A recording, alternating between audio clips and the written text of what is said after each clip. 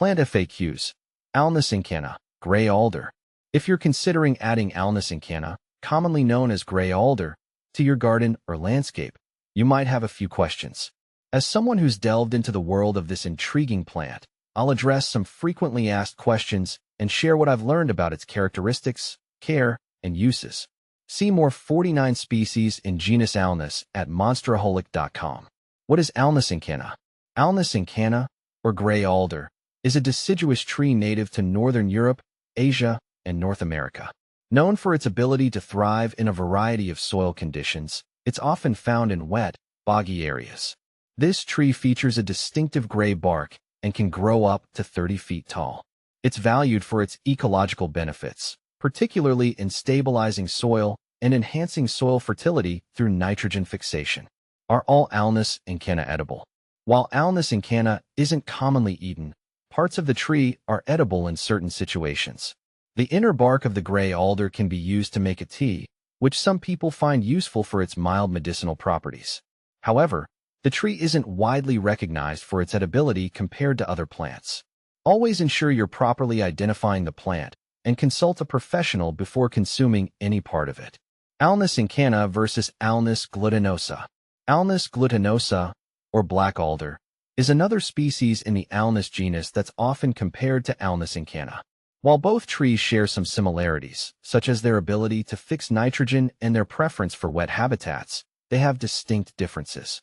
Alnus glutinosa typically grows larger and has darker, more deeply ridged bark compared to the gray alder's smoother, lighter bark. Additionally, Alnus glutinosa produces slightly different leaf shapes and catkins. Understanding these differences can help you choose the right species for your specific needs. How to care for Alnus incana. Caring for Alnus incana involves ensuring it has the right conditions to thrive. This tree prefers moist, well-drained soil, but is quite adaptable. Regular watering is crucial, especially during dry periods. Pruning can be done to shape the tree and remove any dead or diseased branches. However, be cautious not to prune too heavily, as this can stress the tree. How to propagate Alnus incana. Propagation of Alnus incana is typically done through seed or cuttings. To propagate by seed, collect them in the fall and stratify them in a cold, moist environment for a few months before planting.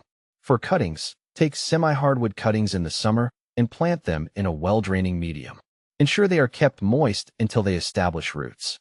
What to plant with Alnus incana. When choosing companion plants for Alnus incana, consider species that thrive in similar conditions. Plants that appreciate moist soil and partial shade work well. Options include ferns, hostas, and certain types of wildflowers.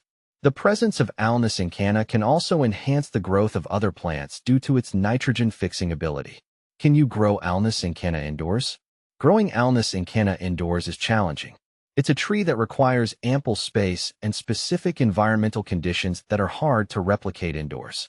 It's best suited for outdoor environments where it has room to grow and the conditions it needs to flourish. Is Alnus incana toxic? Alnus incana is not known to be toxic to humans or pets. However, it's always wise to ensure that any plant material is not consumed or mishandled, as reactions can vary. Benefits of Alnus incana. One of the key benefits of Alnus incana is its ability to improve soil quality. As a nitrogen-fixing tree, it helps enrich the soil, making it beneficial for surrounding plants. It also provides excellent erosion control due to its robust root system, which stabilizes soil and prevents runoff.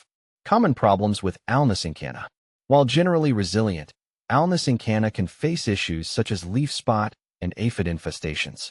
Keeping an eye on your tree and addressing any problems early can help maintain its health. Proper spacing and good air circulation around the tree can also prevent many common issues. Compare with other similar plants. When comparing Alnus incana to other similar plants, such as Alnus glutinosa or betula species, birch trees, consider their growth requirements and ecological benefits. Alnus glutinosa, for instance, may have different soil and moisture preferences, while birch trees offer different aesthetic qualities and growth patterns.